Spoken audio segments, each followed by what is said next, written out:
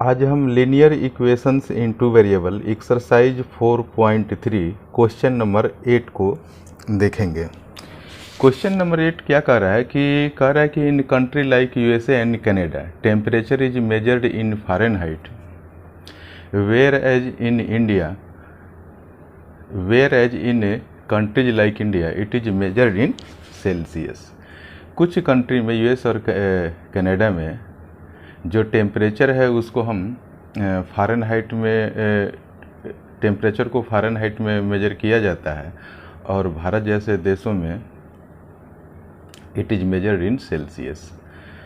तो here is a linear equation that converts Fahrenheit to Celsius.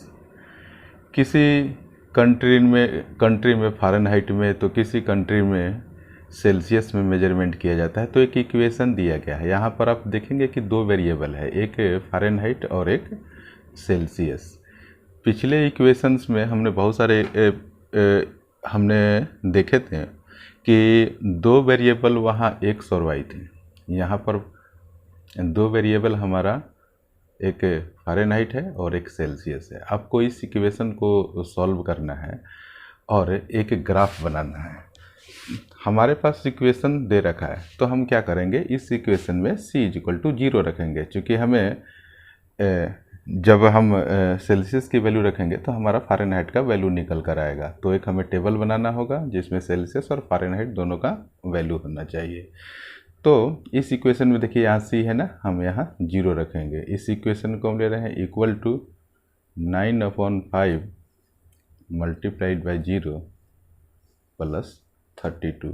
ये whole part हमारा क्या हो जाएगा, 0 हो जाएगा, इसलिए c की वैल्यू क्या आ जाएगी, 32। अब इस सेम इक्वेशन में हम क्या करेंगे, c की वैल्यू को हम -15 रखेंगे। तो यहाँ 9/5 मल्टीप्लाइड बाई -15 प्लस 32, 5 3 जा 15, तो ये क्या हो गया हमारा 9 3 जा 27, ये माइनस में आ जाएगा और यहाँ पर प्लस 32 है। इसको प्लस माइनस 32 में से जब 27 को सब्ट्रैक्ट करेंगे तो हमारा वैल्यू निकल कर आ जाएगा 5। अब फिर इस इक्वेशन को लेंगे और c की वैल्यू को इस बार हम -10 रखेंगे। तो हमने लिखा 9/5 मल्टीप्लाइड बाई -10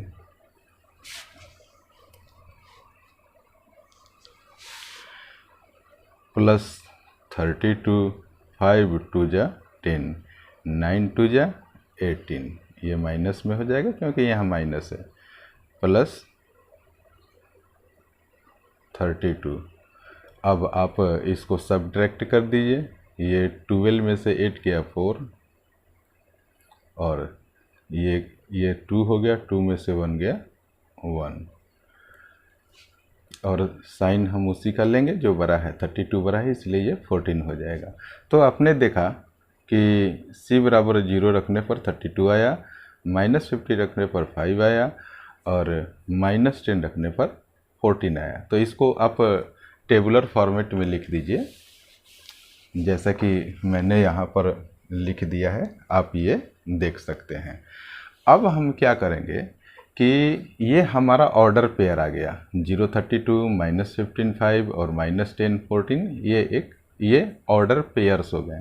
इस ऑर्डर पेयर्स को हम ग्राफ पर प्लॉट करेंगे। देखिए मैंने एक ग्राफ बनाया है, इसे हम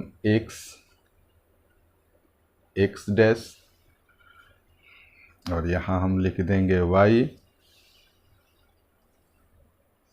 और y डैश, और ये हमारा 0 0 है, ये हमारा ओरिजिन है।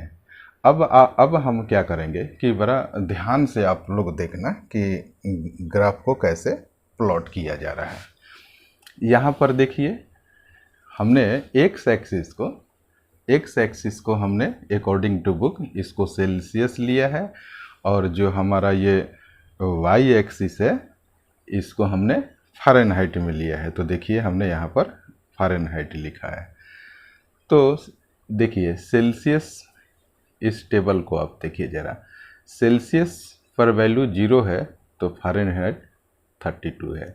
यानी कि आप एक्स एक्सिस पर आप 0 लेंगे तो 0 हमारा ये हो गया, और फ़ारेनहाइट को 30 पर लेंगे तो ये रहा 10, 20 और ये 30। अब हमें लेना है 32। तो बेटा बड़ा ध्यान से आप लोग देखना कि 30 और 40 के बीच में आप देखेंगे कि हॉरिजेंटल लाइन 1, 2, 3, 4, 5, 6, 7, 8, 9 और 10, इसमें बेटा 10 लाइन्स है तो 32 लेना है ना, तो यह रहा 30।